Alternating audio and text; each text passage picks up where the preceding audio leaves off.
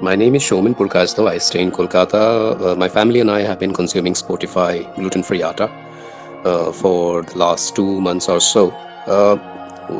We are the typical Bengali family who loves the fast food, who loves the good food that has a lot of oil and spice.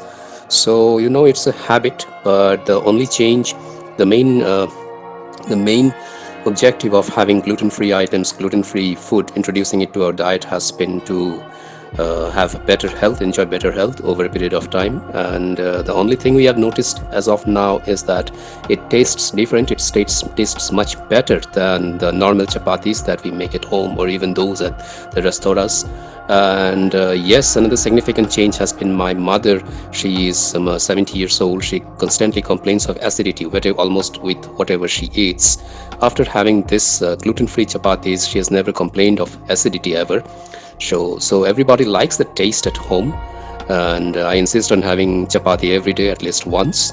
So we are going to consume more of this in the coming days and see how it changes our health in the coming future. And we will also have to modify our lifestyle so that it we can facilitate it to work better. Thank you.